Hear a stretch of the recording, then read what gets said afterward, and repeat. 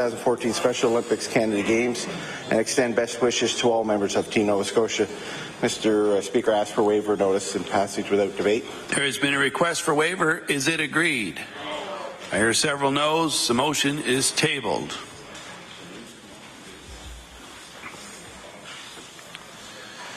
No more notices of motion. We'll now move on to oral questions put by members to ministers.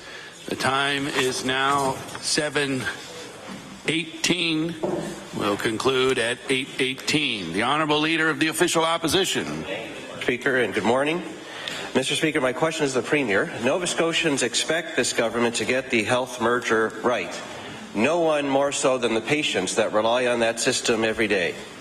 Mr. Speaker, the health experts that we have spoken to over the last little while all say that the best way to proceed is to take it one step at a time, to ensure that there is a proper merger of health management, and then move on to realigning the healthcare unions, Mr. Speaker. And that way, there isn't too much turmoil at the same time, and patient care will always be paramount. But that's not the way the government has chosen to proceed. They've picked one bill right now, all at once, with all the turmoil that entails. And so I'd like to ask the Premier, Mr. Speaker, how can he assure Nova Scotians, particularly those that are in our healthcare system, that their care will be protected when he has chosen the most disruptive method of proceeding? Honourable Premier. Thank you, Mr. Speaker. First of all, the Leader of the Conservative Party suggests we're not going fast enough. Now today he accuses us of going too fast, Mr. Speaker. Mr. Speaker, this bill is about protecting patients. It's about protecting workers, Mr. Speaker. And most of all, Mr. Speaker, it's about ensuring that this healthcare system is sustainable into the future. The Honourable Leader of the Official Opposition on his first supplementary. Mr. Speaker, there are times when I have to say this government is a hard one to even agree with because, of course, they campaigned on a pledge to merge the health authorities. We campaigned on a pledge to merge the health authorities.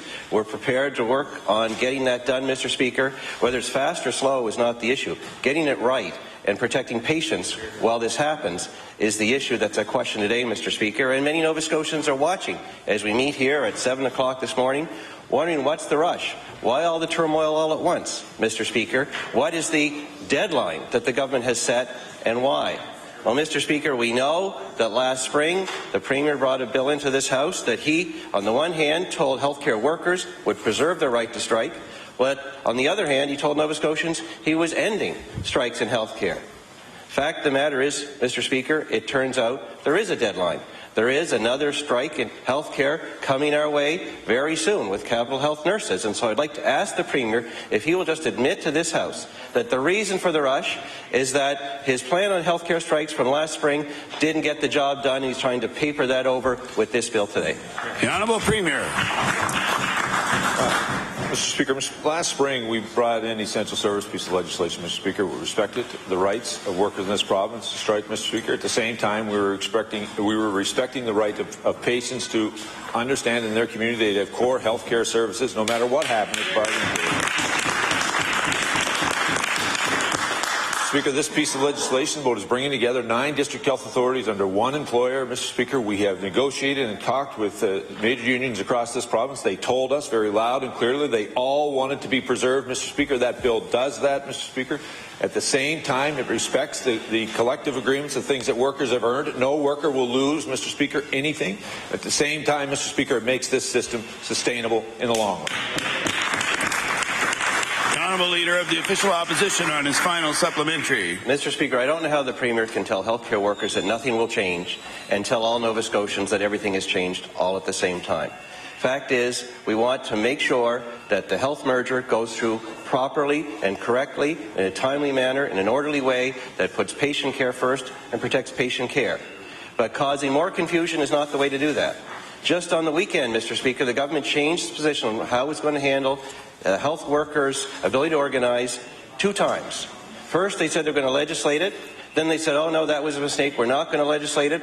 We're going to deal with it a different way. And now we know it's going to go to a mediator, Mr. Speaker. It creates confusion. It makes people wonder if the government actually has the ability to get this done in an orderly fashion. So my question to the Premier, Mr. Speaker, who has changed his message to healthcare workers 3 times on the weekend alone, why wasn't he just upfront with them in the first place on his plans for their ability to organize?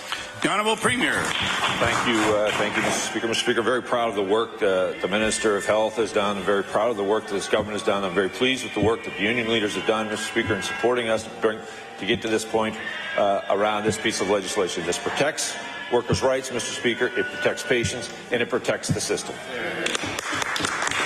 Honourable Leader of the New Democratic Party. Thank you, Mr. Speaker. Mr. Speaker, my question for you is for the Premier.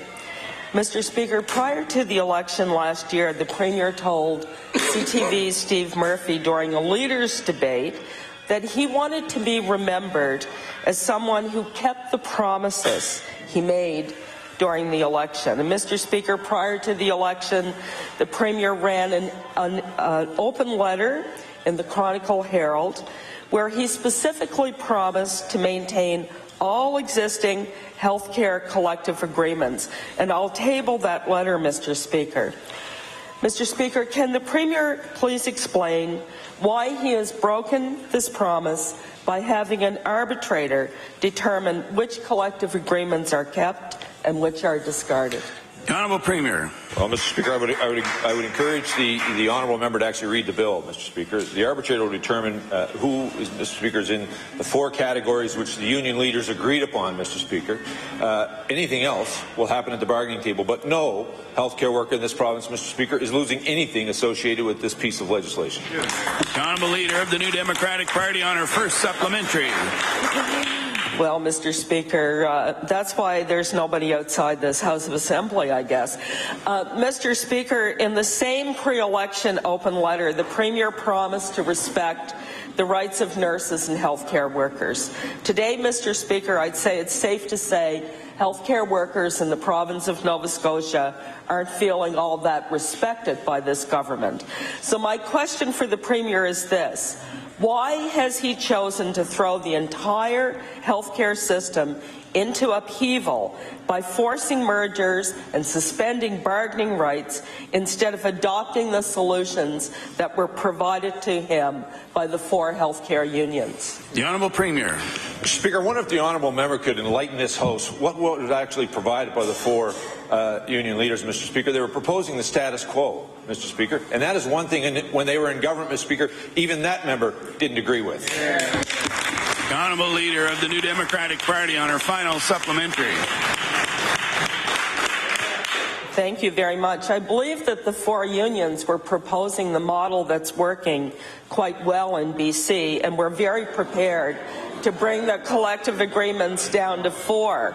But, Mr. Speaker, that's not the point. The point is the legislation that we now have in front of us. Mr. Speaker, in the ad that I previously tabled, the Premier promised healthcare workers that he would respect all their hard-earned rights and collective agreements. Mr. Speaker, my question for the Premier is this. How does taking away the rights of healthcare workers to determine who speaks for them respect all of their rights? Honourable Premier. Mr. Speaker, this bill doesn't do that, Mr. Speaker. And let me be clear to the leader of the NDP party. What was brought forward by the union leaders was not the BC model, Mr. Speaker. In BC, unions come together, Mr. Speaker, in separate, and then they send one person to bargain at the table with government. What was being proposed by the union leaders is that they all come to the table, bargain on the things that they can agree with, and then we set aside side tables to negotiate the things individually. How is that any different than what we have in front of us, Mr. Speaker? What this bill is about is protecting the right that workers have earned, protecting the things that they've earned at the bargaining table. This bill will do so. It will also ensure that patients can ensure that health care services are there, Mr. Speaker, and it will ensure that the system is sustainable in the long run for all Nova Scotians. The Honourable Opposition House Leader. Thank you very much, Mr. Speaker. In 2007, while in opposition, the Premier said that labour issues in Nova Scotia are not the cause of problems in our healthcare system. He explained that patients feel the problem, and I'll table that. He explained that patients feel the same problems in our healthcare system about a shortage of doctors, nurses, and wait times. He went on to say that picking a fight with our healthcare workers is not ensuring that Nova Scotians have access to the quality healthcare that they expect each and every one of us here to protect and deliver for them. So, Mr. Speaker, my question to the Premier, if picking a fight with healthcare workers doesn't protect health services for Nova Scotians, then why has the Premier put on his boxing gloves? The Honourable Premier. Mr. Speaker, I'm not sure where the honourable member is coming from on his question. This bill, Mr. Speaker, is about protecting workers' rights. This piece of legislation ensures that every worker will retain the rights that they've earned at the bargaining table, Mr. Speaker. At the same time, it's protecting patients, making sure the system is there. The system will be there for them in the long run. And, Mr. Speaker, to make sure it's affordable for all Nova Scotians. Honourable Member for Argyle-Barrington on his first supplementary. Thank you very much. On that same day, the Premier asked the then former Premier to abandon his campaign against unionized healthcare workers and get down to the real issues facing Nova Scotians when it comes to healthcare. So my question, I'll ask the Premier the same question, is high time this government thought about patients. Will the Premier get down to the real issues facing Nova Scotians in healthcare? Honourable Premier. Mr. Speaker, I'm very proud of the work that the Minister of Health has been doing in our first year in government. Mr. Speaker, we're moving forward to ensuring that health care services will be in communities across this province. Nova Scotians can expect to know what services will be there. We're working towards ensuring that we streamline administration across this province. And we're making sure, Mr. Speaker, that the system is sustainable in the long run. The Honourable Opposition House Leader on his final supplementary. In 2007, the Premier called a bill limiting the right to strike, quote unquote, a cure that is worse than the disease. And I'll table that as well. This government is facing their third cure worse than the disease in less than 1 year. In light of the serious issues on the minds of Nova Scotians, does the Premier think that it's time for more turmoil in our system that this bill creates? The Honourable Premier. Mr. Speaker, I'm not sure where the leader or the House Leader of the Conservative Party is coming from, Mr. Speaker, but little wonder, Mr. Speaker, because no Nova Scotians know where they stand on any issues.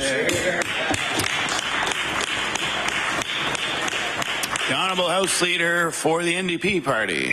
Thank you, Mr. Speaker. Mr. Speaker, my question to the Minister of Labour and Advanced Education. Mr. Speaker, earlier in the spring, the Minister of Health said that he wanted one union to represent all nurses and didn't want workers to vote on which union they wanted to represent them, Mr. Speaker. And I will table those remarks. So that sparked a question for myself to the Minister of Labour, and the Minister's response, and I quote, "There is no legislation of this kind planned," and I will also table that, Mr. Speaker. So my question for you to that Minister, Mr. Speaker, is why does she think it's okay to tell healthcare workers one thing and do the exact opposite? The Honourable Minister of Labour. Thank you, Mr. Speaker, and I thank the honourable member for the question. Yes, Mr. Speaker, I did make those comments, but I would note that the member in question asked me if I had any plans to introduce legislation, and I did not. I further went on to indicate that I had never spoken to the Minister of Health about this issue. So that, Mr. Speaker, is why I said what I did. The Honourable House Leader for the NDP Party. Well, Mr. Speaker, that's the first piece of information we got from this government in a long time, is that the Minister of Labour is out of the loop. So, Mr. Speaker, I want to ask the Minister of Labour, the Minister promised Nova Scotians, and I quote, "This government will respect the desires of healthcare unions in which unions they want to belong," Mr. Speaker, and I'll also table that. So I want to ask, through you, Speaker, will the Minister please explain how the government is keeping this commitment? The Honourable Minister of Labour. Thank you, Mr. Speaker, and I thank the honourable member for the question. As I indicated at that time, I had had no conversations with the Minister of Health about any potential legislation. I did know, Mr. Speaker, that this government was concerned about the concerns of health workers, and I knew that we would want to consult with them, and that's what happened during the summer. Thank you. The Honourable House Leader for the NDP Party on his final supplementary. Mr. Speaker, you know, it kind of amazed me when I saw the bill yesterday and I saw that everything from mediation to arbitration landed on the lap of the Minister of Health and not the Minister of Labour. Now I understand how that loop works, Mr. Speaker. It's a very small loop. So, Mr. Speaker, instead of approving Healthline care, this government is causing chaos in the very system it says it wants to protect. So through you, Mr. Speaker, when will the Minister and her government wake up and realize they've got their priorities all wrong? The Honourable Minister of Labour. Thank you, Mr. Speaker. Unfortunately, consensus was not reached during the conversations this summer. My role going forward will be to assist the parties if they need an arbitrator. Thank you. The Honourable Leader of the Official Opposition. Thank you, Mr. Speaker. My question is for the Premier. Mr. Speaker, the Liberal government's political decision to outright ban shale gas development has drawn much criticism, particularly from the members of Dr. Wheeler's expert panel. In fact, one of the members, Brad Hayes, who's an expert in this area, says, and I quote, "They saw fit to impose a ban on fracturing, which was not recommended in the report, without spending even a week to carefully consider the findings and recommendations presented to them." And I will table that for the benefit of the Premier, Mr. Speaker, in a moment here. Mr. Speaker, my question is, why did the government spend over $100,000 on an expert report only to throw it out without even trying? Honourable Premier. Thank you, Mr. Speaker. Mr. Speaker, I appreciate the question. Let me be clear. Mr. Speaker, Dr. Wheeler and his committee went around the province, spoke to Nova Scotians. Nova Scotians came out loud and clearly, raised concerns about there was more to learn about whether or not the province of Nova Scotia wanted to have hydraulic fracturing in this province. The Minister of Energy responded, listening to those Nova Scotians. There's a bill before this House. There will be a debate about that piece of legislation, and I would encourage the Leader of the Conservative Party to actually do something he's never done. Pause, read the bill, understand what's actually happening. The Honourable Leader of the Official Opposition on his first supplementary. Well, Mr. Speaker, I actually read the Wheeler report. I've been following this with great interest. I've spent all summer speaking to many Nova Scotians who have family members working out west and wish they were here working. Mr. Speaker, I would encourage the Premier to listen to what Nova Scotia families are saying about the greatest issue of our time, which is why they're split up with so many people working out west who could just as easily be working here in Nova Scotia if the government had just a little bit of courage and take the Wheeler report at its word and take a look at something that could actually unite Nova Scotia families, Mr. Speaker. But instead, the government has sent a very clear message that this province is closed for business. That's what the bill says, Mr. Speaker. Nova Scotia is closed for business. Well, Saskatchewan is a province that is open for business. And you know what the Premier of Saskatchewan says, Mr. Speaker, and I'll just quote. He said, "Here are the incidents that we found related to fracking. Our kids are coming home. They are starting new businesses. We have jobs being created for young people." That is the experience of the province of Saskatchewan, Mr. Speaker. So I believe the Premier has a duty to at least take a look at ways to create new jobs and do something that's new for him and do something positive that actually grows Nova Scotia instead of shrinking it. So my question to the Premier is, will he explain to all those Nova Scotia families who want to be united working here at home why he has said no to one of the new ways of creating jobs? Honourable Premier. Speaker, one of the things the report says, I'm not even sure we have shale gas of any quantity, Mr. Speaker. The Minister of Energy, under his leadership in the department for now over 6 months, have been doing what happened in our offshore, which is mapping Nova Scotia, Mr. Speaker, to actually find out if we have the resource. The only thing the piece of legislation says, if we're going to, Mr. Speaker, do hydraulic fracturing, we should actually reach out and talk to Nova Scotians. The Honourable Leader of the Official Opposition on his final supplementary. Mr. Speaker, unless the Premier proposes to borrow more taxpayers' money from our children and drill himself, there is not going to be any exploration on how big the resource is, that opportunity that Nova Scotians may or may not have, as long as he comes forward and says no to new ways of creating new jobs. Mr. Speaker, the Wheeler report did not say ban it. It said go slow, but go. But that's not what the government is doing. And so I will ask the Premier, did he at least explain to Dr. Wheeler and his panel why he decided so quickly to say no to new ways to create jobs? The Honourable Premier. Mr. Mr. Speaker, we're going to do what Nova Scotia has asked us to do, Mr. Speaker, is make sure that when we act, we do it right. And, Mr. Speaker, we're going to do that in this case as well. The Honourable Leader of the New Democratic Party. Thank you, Mr. Speaker. Mr. Speaker, 1 year ago, the Premier was promising his health merger scheme would save Nova Scotians $13 million in the first year alone. Last week, the Minister of Health guessed the savings might be $1 million or something. Yesterday, the Health Minister changed that figure again to be about $5 million. So my question, Mr. Speaker, to the Premier is this. Will he please explain how his Minister of Health has landed on the $5 million figure, as tenuous as that may be? The Honourable Premier. Thank you, Mr. Speaker. Mr. Speaker, I'm very pleased and proud of the work that the Minister of Health done, the Department, and all Nova Scotians who've been engaged in this process of merging the 9 district health authorities. We're going from 9 CEOs to 1. We'll have a substantial reduction in vice presidents. Mr. Speaker, that money will be reused to apply to put back into frontline health care services. Mr. Speaker, not only will this change be more cost-effective for Nova Scotians, it will make the system more accessible to all Nova Scotians. The Honourable Leader of the New Democratic Party on her first supplementary.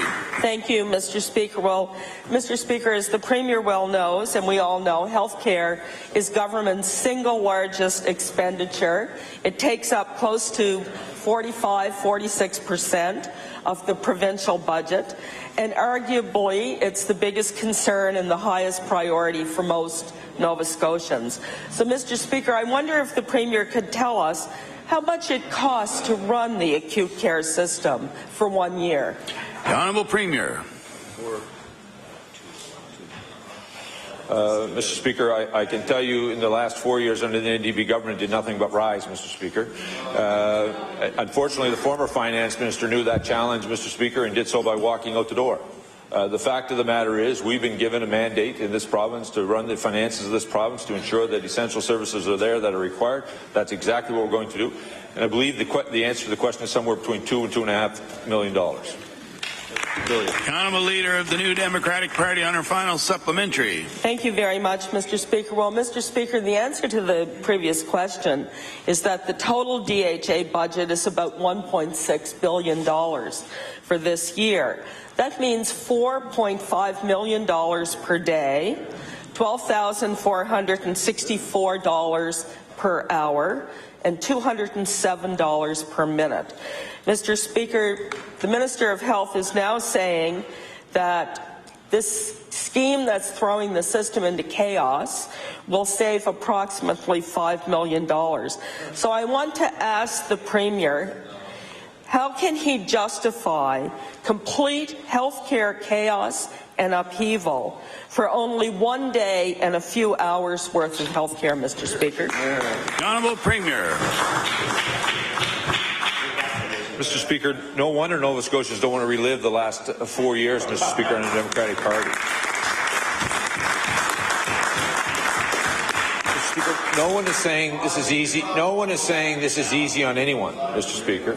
No one is saying this is easy on anyone, and there aren't challenges. As a matter of fact, every Nova Scotian is going to have to be part. Order, please. The Honourable Premier has the floor. Matter of fact, every Nova Scotian is going to have to be part of moving this province back to sustainability.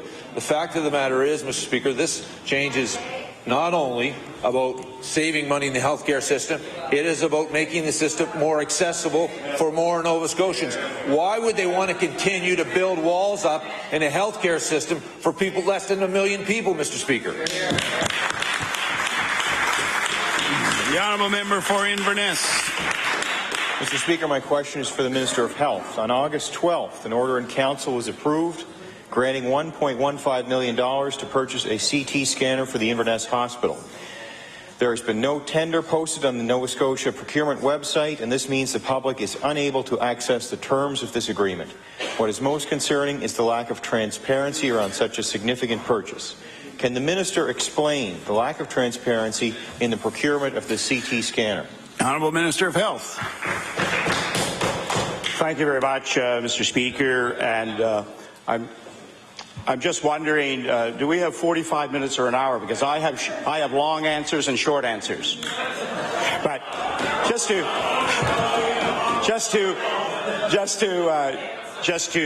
explain a little bit for the House this very, very important and significant purchase for the people of Inverness and area.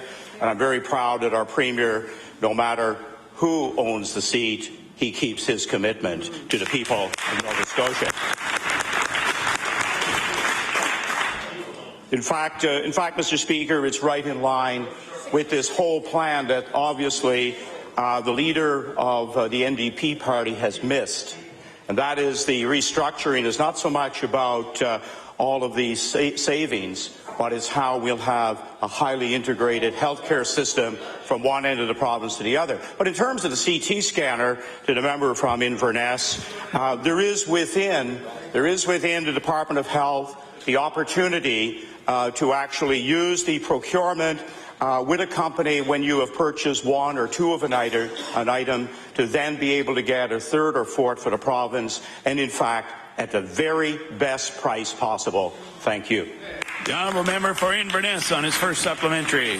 Well, Mr. Speaker, I can't believe the Minister of Health has just suggested that people of Inverness should be thankful that they're getting a piece of medical equipment, even though they didn't vote for this government in the last election. Mr. Speaker, it amazes me that a statement like that would be made by the Minister of Health.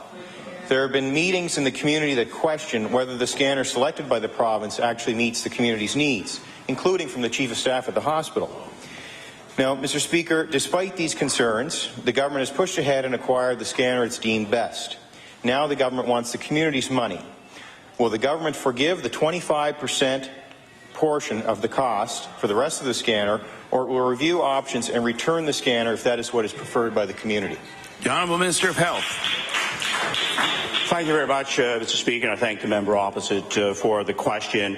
The one certainty that I do have, Mr. Speaker, is that the good people of Inverness and area want this scanner. They want this addition to the medical diagnostic work that goes on in their community, and this scanner will indeed serve the needs of the people in that area of the province for many years to come.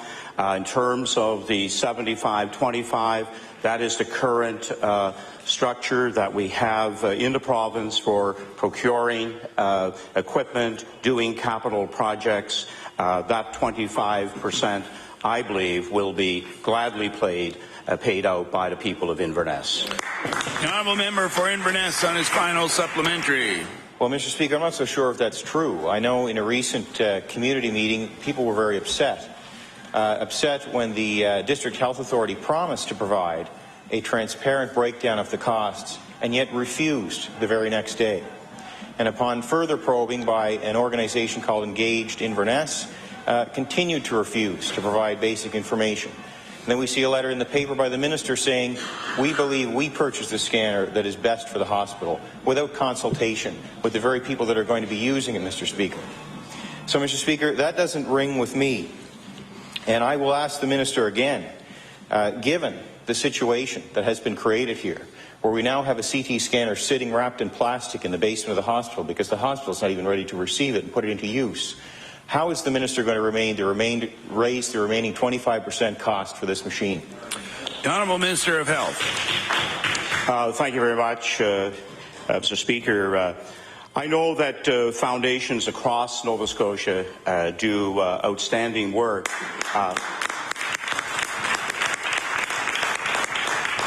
In fact, we would not have the delivery system we have today without all Nova Scotians at some point in time contributing to foundations. It's obvious the member opposite, doesn't quite understand the procurement process.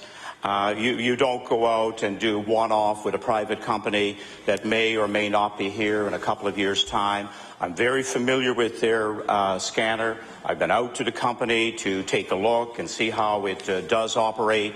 And I think on that private side of medicine, They will do some complementary work for our healthcare system. But when you're procuring for the entire province, you just don't do a one-off and also have a company come in the side door to try to become part of the healthcare system. There'll be an opportunity. There'll be an opportunity for the new health board, a competency-based board that can decide on that kind of policy for possible future procurement. Thank you, Mr. Speaker. The honourable member for Sackville-Cobequid. Thank you, Mr. Speaker. My question is for the Premier. A little over a year ago, the Premier, the leader of the Liberal Party, promised to create upheaval in the healthcare system by taking local decision-making away from communities and at the same time creating labour unrest. So I'd like to ask the Premier, will the Premier tell us if he believes the Liberal scheme in healthcare is creating upheaval within the healthcare sector? The honourable Premier. Thank you, Mr. Speaker. The piece of legislation that is before this House, Mr. Speaker, is actually putting decision-making back in the hands of communities across this province, Mr. Speaker. Health institutions from one end of Nova Scotia to the other will have more say about the future. Community health boards' responsibilities will be enhanced, Mr. Speaker, and I can't for the life of me understand why the Democratic Party would be opposed to making the healthcare system more accessible to more Nova Scotians and engaging more Nova Scotians in what they want in their community around healthcare. Honourable member for Sackville-Cobequid on his first supplementary. Thank you, Mr. Speaker. I hope there's a 1-800 number to the CEO of the new amalgamated healthcare CEO, because she's going to be located in Halifax, Mr. Speaker. Earlier this month, the Deputy Minister of Health sent out a letter to healthcare workers across the province that read, "We recognize the upheaval this is causing. Right now, there are more questions than answers." And it goes on to ask for everyone's patience as they understand upheaval like this is difficult. So I'd like to ask the Premier, do you agree with the Deputy Minister of Health and recognize the upheaval that is going on in the healthcare sector because of this decision to amalgamate the district health authorities? The honourable Premier. Mr. Speaker, I've yet to have a single Nova Scotian tell me that when they have tried to access the healthcare system, or one of their loved ones have been trying to access the healthcare system, that they can't get a hold of the CEO of a district health authority, Mr. Speaker. What they have told me, though, Mr. Speaker, is that their hospital has been closed, Mr. Speaker. The emergency room has been closed. There are a lack of family physicians. What this bill does, Mr. Speaker, is streamlines the healthcare system, makes it more accessible, and allow Nova Scotians get care anywhere in this province at the quickest possible time. Honourable member for Sackville-Cobequid on his final supplementary. Thank you, Mr. Speaker, and I would agree with the Premier, because those residents used to call those community leaders who volunteered on the boards that this government fired, Mr. Speaker. So they're going to have to call somebody. So they're going to call the CEO, I assume, Mr. Speaker. The Deputy Minister of Health is publicly apologizing, Mr. Speaker, apologizing. He's been on the job for a number of months. He's already apologizing for the scheme from this government. He's apologizing for the upheaval and the confusion the Liberal scheme is causing. So I'd like to ask the Premier, will the Premier finally stand up and apologize to healthcare workers for the upheaval his government has caused them? The Honourable Premier. Mr. Speaker, I want to again say I don't know of a single Nova Scotian when they're not feeling well calls the CEO, and Mr. Speaker, I don't know of any Nova Scotian who would call a board member of any health authority when they're not feeling well, Mr. Speaker. They call a health care provider, Mr. Speaker, and what this piece of legislation is doing is allow communities to have more control and access about the institutions that are in their individual communities, and it is tearing down the walls, Mr. Speaker, that even that party knew when they were in government were too many, Mr. Speaker, and this is making it more accessible and sustainable for Nova Scotians. The honourable member for Kings North. Mr. Speaker, my question is for the Minister of Natural Resources. Recently, we learned taxpayers spent $12,600 on pricey trips to Boston for the Minister of Natural Resources and his ZA, all in the month of May. But then, after being questioned by the media, the minister came clean and admitted a third person joined them on one of their excursions at the last minute, the member for King South. A pretty good perk for a loyal Boston Red Sox fan. The cost to the taxpayers was an additional $1,900. My question, Mr. Speaker, for the minister is why was the member of King South added to the trip on such short notice? The Honourable Minister of Natural Resources. Mr. Speaker, I'll refer that question to the Minister of Economic, Rural Development and Tourism. Honourable Minister of Economic Development. Why don't you ask the question, Denise? Order, please.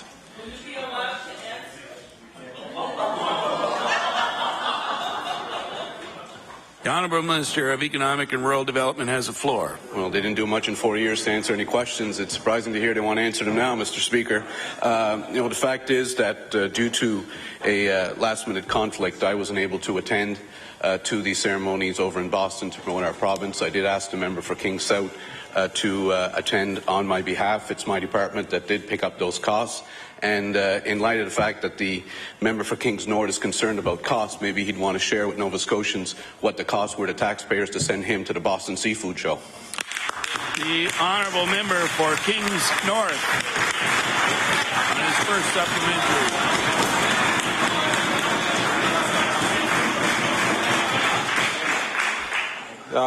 I will comment on the Boston Seafood Show. We were invited by the minister to attend, and we booked well ahead of time, and I actually flew a day later and came home a day later simply to save the taxpayers about $700–800 on that trip. Mr. Speaker, when trying to defend his taxpayer-funded voyage, the member for King South told CTV News, I attended a couple functions at Faneuil Hall with the minister, and I attended a baseball game and met with some tourism writers during the game. Mr. Speaker, are all expense-paid getaways how the Liberals keep backbench in line, or was the minister's executive assistant just not enough company for a Red Sox game? The Honourable Minister of Natural Resources. Mr. Speaker, this is absolutely unbelievable. For 4 years after that NDP killed our ferry in Yarmouth, through southwestern Nova Scotia in the lurch, that caucus stood with us fighting for the return of that ferry service because those members knew how important it was for this province, Mr. Speaker. And now, to gain cheap political shots, that member has the nerve to stand up and question the promotions that we need to do to make that ferry work for this province. Unbelievable, Mr. Speaker. The honourable member.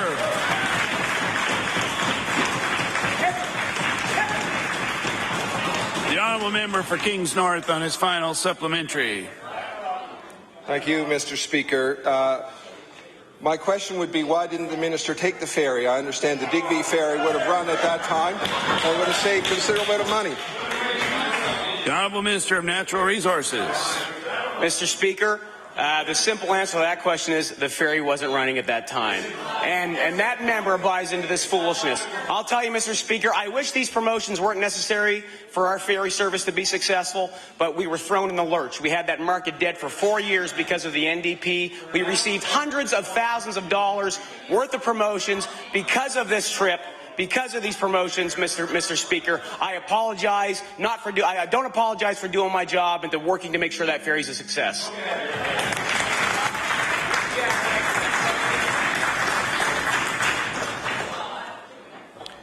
The honourable member for Pictou West. Thank you, Mr. Speaker. In less than a year, the Liberal government has delivered 2 throne speeches.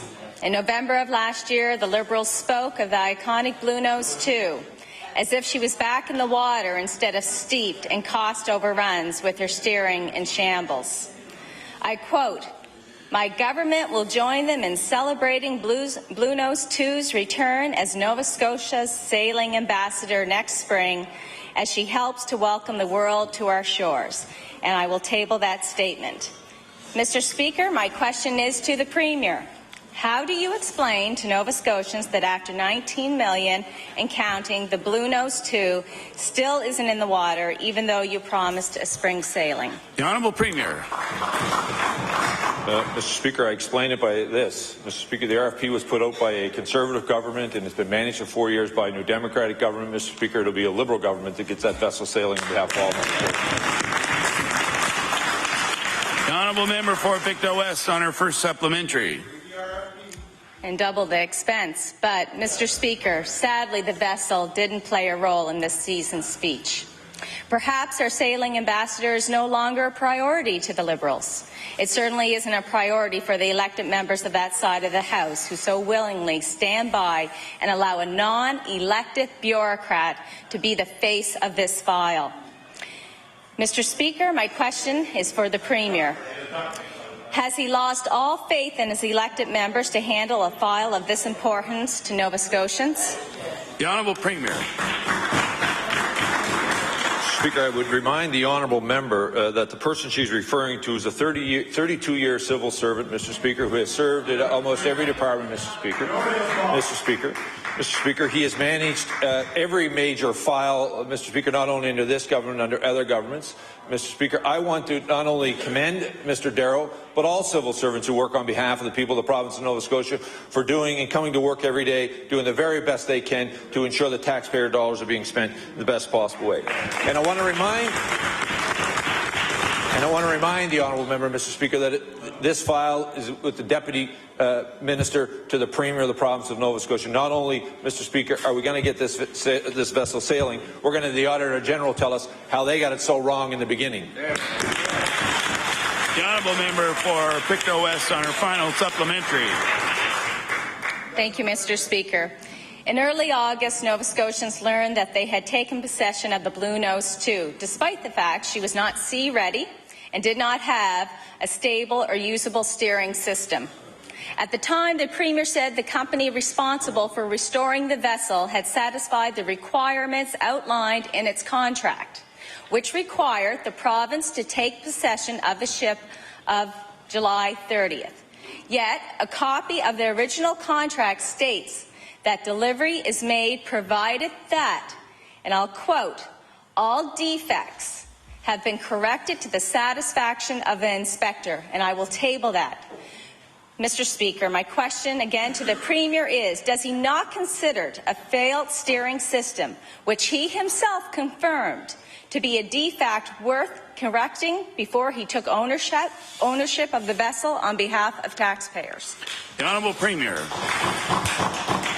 Mr. Speaker, we have great craftsmen in this province, Mr. Speaker, and they did exactly what the RFP asked them for, Mr. Speaker. That government asked for a defective steering column, Mr. Speaker.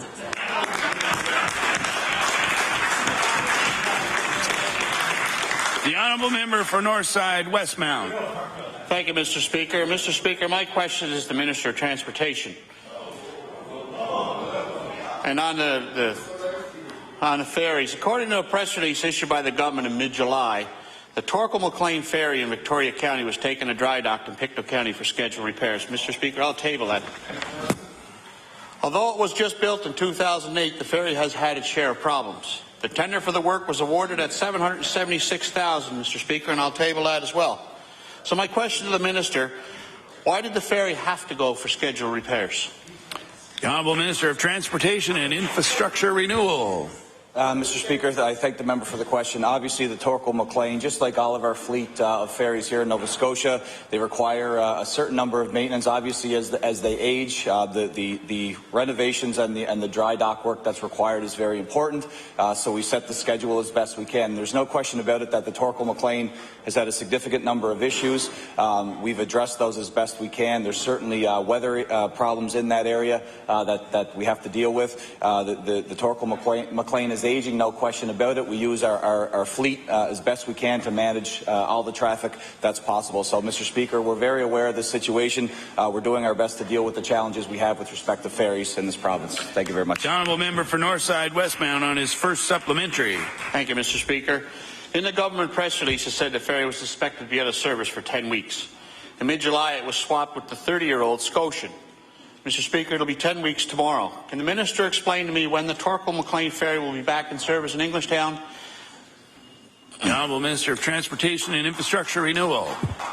Mr. Speaker, again, the member brought up a point. Well, what we do when we have these required retrofits and work on the ferries is we swap out with our other fleet. So the Scotian has been there doing the work in that channel. It's been doing a tremendous job. The staff have been top-notch in keeping us informed on not only the situation with the Scotian but also with the renovations and the retrofit of the work being done with the Torquay-McLean. Communications is important for us. We're doing our best to get that information updated and as accurate as possible. And as soon as the Torquay-McLean is ready and the retrofit is done by AECon, we'll certainly communicate that to the public. Thank you. The Honourable Member for Northside Westmount on his final supplementary. Thank you, Mr. Speaker. Mr. Speaker, I had a lot of calls from residents of Northside Westmount who have either summer homes or travel English quite regularly to enjoy the national park. This refit was originally scheduled for last September, but then it was delayed. It was done in mid-July during the height of the tourism season and put the ferry out of service for 3 days. Now it appears the actual refit is going to be delayed too. My question to the Minister is, how many times has the member of Victoria Lakes met with the Minister to raise concerns? And when will this ferry come back to service so that the people that have to go to Ingonish to travel either for work or pleasure will enjoy this ferry again?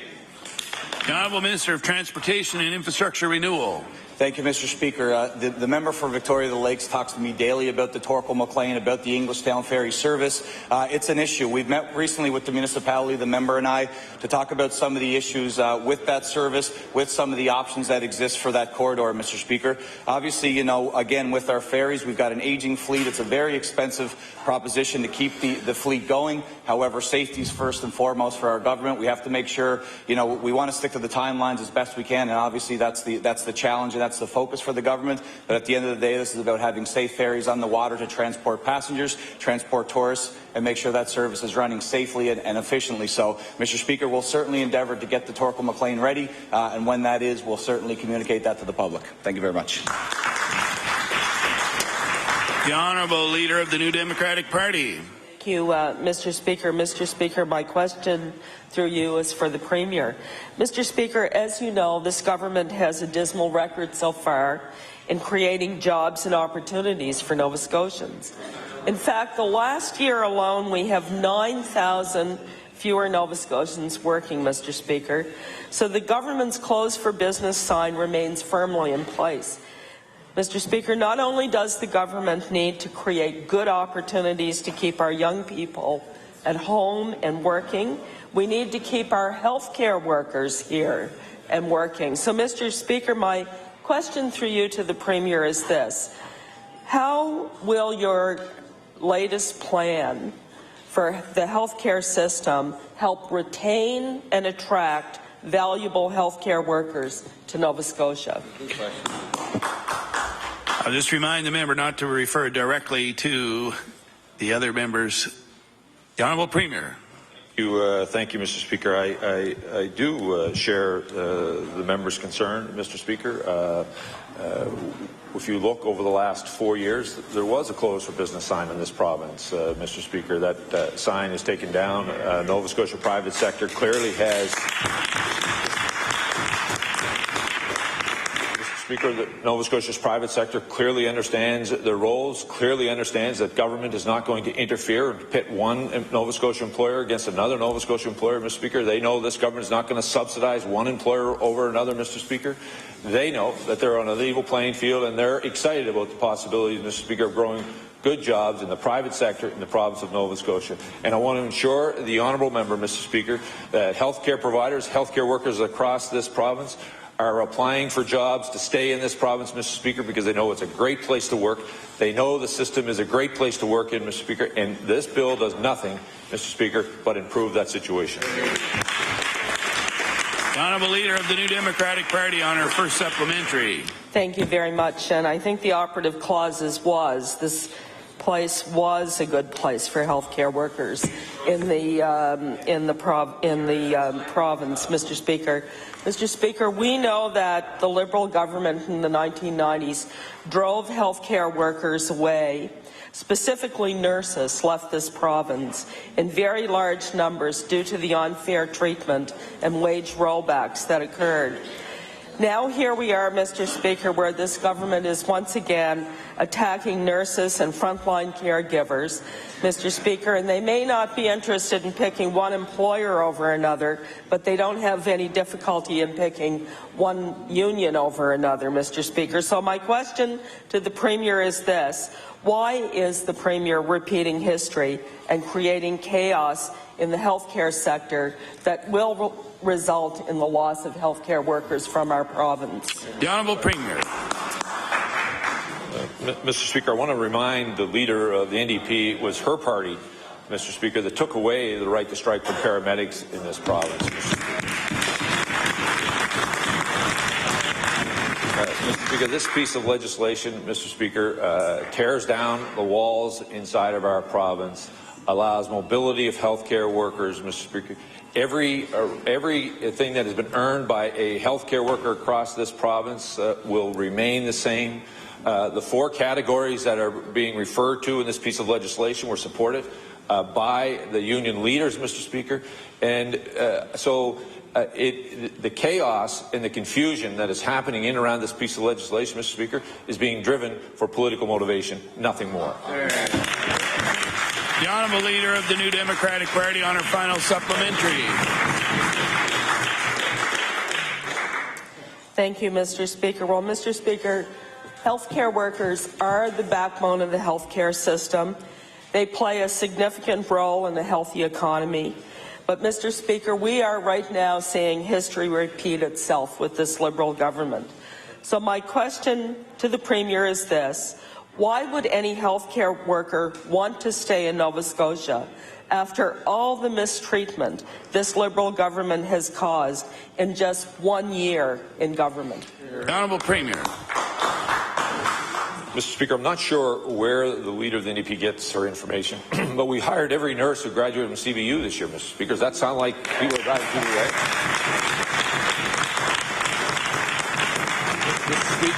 Mr. Speaker, the system has hired nurses from every nursing class in the province in this year, Mr. Speaker. How is that driving healthcare workers away?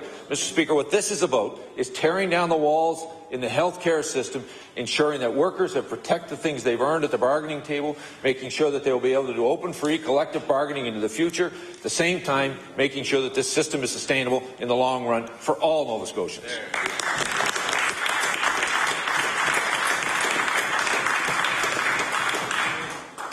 The Honourable Member for Northside Westmount. Thank you, Mr. Speaker. Mr. Speaker, again, my question is to the Minister of Transportation. The Scotia was brought in to replace the Torquil McLean for the summer. It's more than 30 years old and could not carry as many passengers as the Torquil McLean. On August 6th and 7th, it was put out of service in peak tourism season. And Mr. Speaker, I'll table that. On September 18th, it went out of service again and was out for 9 days. And Mr. Speaker, the people in the area realized there was no government press release notifying the public. So my question to the Minister is, why was the Scotian out of service last week? The Honourable Minister of Transportation and Infrastructure Renewal. Mr. Speaker, again, thank the member opposite for the question. The reality is that we're dealing with an aging fleet. The renovations and retrofit that they require can be very certainly time-consuming and extremely expensive, Mr. Speaker. We do our very best to manage it. Obviously, the member opposite, the entire House and all Nova Scotians understand the fiscal challenges that we have. And again, with ferries, it's keeping them safe and secure. That's the focus. The Torquil McLean has been in existence for 7 years. It's never been dry docked up to this point. There is a number of issues that we've had over the last 12 months. We're doing our very best to address it. The Scotian has served as a very adequate substitute to this point. Again, Mr. Speaker, we have no control over when breakdowns and issues are going to occur, and we do our best to manage them as they arise. Thank you very much. The Honourable Member for Northside Westmount on his first supplementary. Mr. Speaker, at the same time, the Coal Silas was out of service in Little Narrows. There was no government press release communicating that to the public either. And Mr. Speaker, we get calls on that all the time of why. So my question again is, what was the reason for the ferry in Little Narrows to be out of service as well? The Honourable Minister of Transportation and Infrastructure Renewal. Mr. Speaker, again, certainly there are issues of maintenance and issues of breakdowns with the ferries, no question. I know that for me as a minister and for us as a government, there's certainly learning experiences that we have. One thing we've learned from the Tancook ferry situation, Mr. Speaker, is that residents, over and above everything else, they require communications. I know that the member opposite said he's been contacted many times about the Narrows ferry. I certainly take that seriously, and I think that if it's a communications issue, then by all means we can talk about that. Getting these boats in the water safely and efficiently is certainly what we focus on, but again, it comes down to communications and letting people know. So if that's a specific issue with this run, then we'll endeavour to improve that service. Thank you very much. Honourable Member for Northside Westmount on his final supplementary. Thank you, Mr. Speaker. Mr. Speaker, the Tancook Island residents are voicing their ferry frustrations as well. They rely on their ferry service to get on and off the island. Their passenger service was downgraded this summer from 95 to only 45 people per trip. Mr. Speaker, my question to the Minister is the plan to replace the Tancook Island ferry with the Scotian, and when?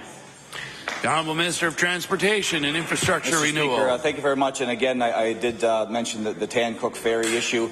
Certainly is one that was brought to our attention. It is very significant as it affects many people in the Tancook Islands, Chester area. I know that the member for Chester St. Margaret's has suggested that we put together a committee to talk about some of those issues. That's certainly something we would be willing to do. I've spoken on a number of occasions with the Mayor, Don Down, who pulled together the initial public meeting. There was issues with the service. There's issues with communications, and it's an important service that we have. With respect to the Tancook situation, these were compliance issues based on Transport Canada's new legislation that came in April of 2012 with respect to some of the damage mitigation instruments we have on the ferry. We're working with our federal counterparts at this point to make sure we're in compliance. The current permit that we're under runs till November. We're looking to figure out these problems before then, get that vessel to dry dock in May of 2015, and make the required changes. Mr. Speaker, this is a significant service. There are significant costs involved, so we just want to make sure we get it right for the people of Tancook and for all Nova Scotians. Thank you very much.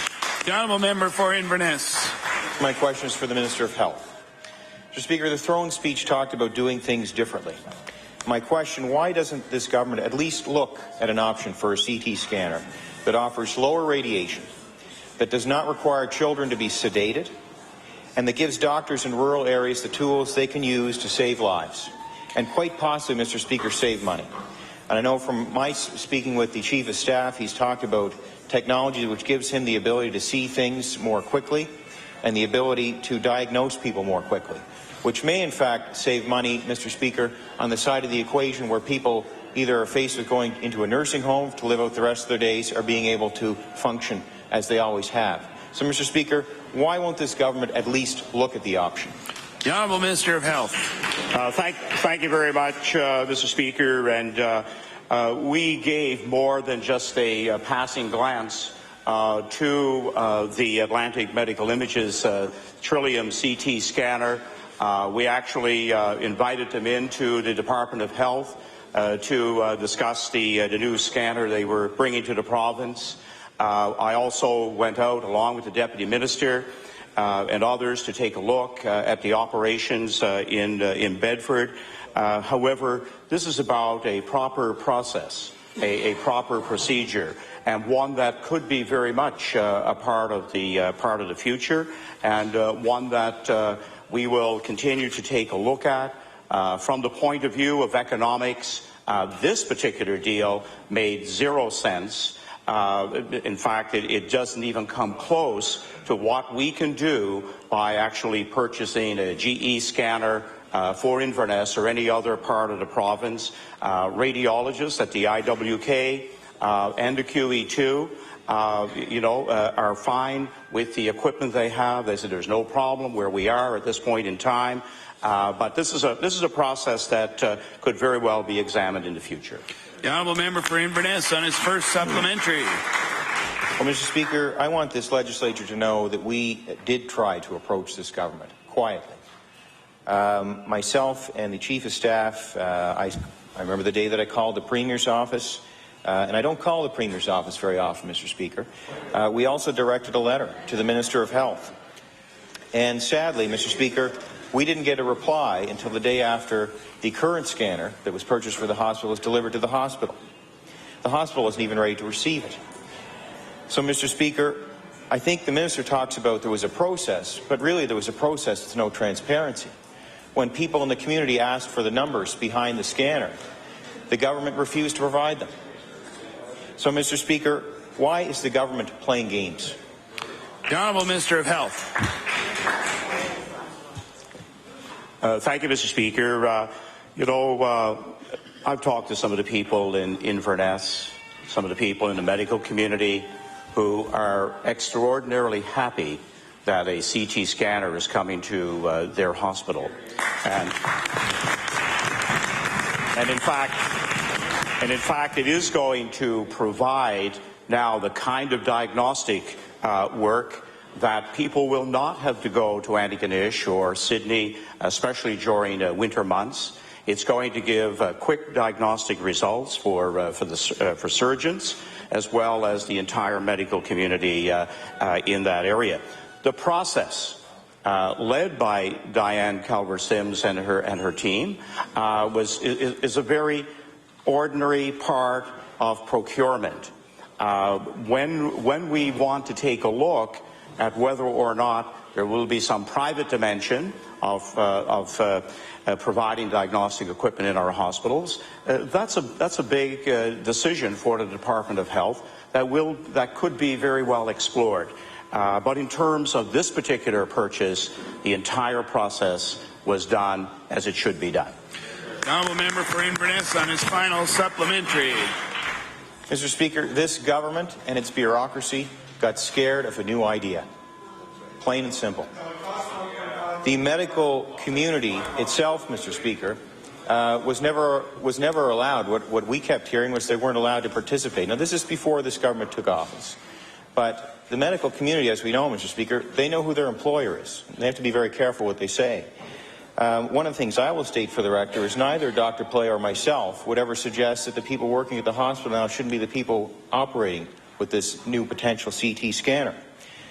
So if the same people are operating it, I really don't see what the fear is, and at least looking at the idea.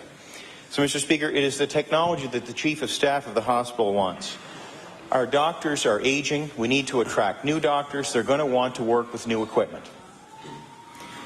Mr. Speaker, we saw what happened in Antigonish recently with Dr. Silver. He had to go public and make a complaint publicly to get the government to act.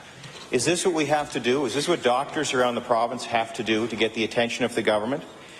So, Mr. Speaker, why doesn't the government work with doctors to provide them the equipment they need, and equipment that very well, if the government will show the transparency behind its numbers, we may actually be able to prove that these new options can actually save money for the system. Order, please. Time allotted for oral questions by members to ministers has expired.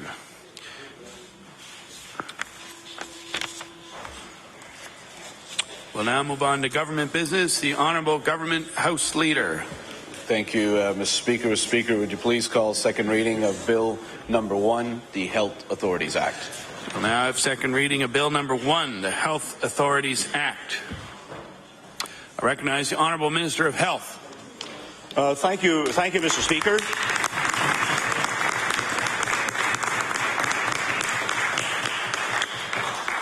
I move that Bill number 1, the Health Authorities Act, be now read a second time. Mr. Speaker, it's no secret that our government has always intended to move from 10 health authorities to 2, but this bill is much more than numbers. It's about improving the quality of patient care.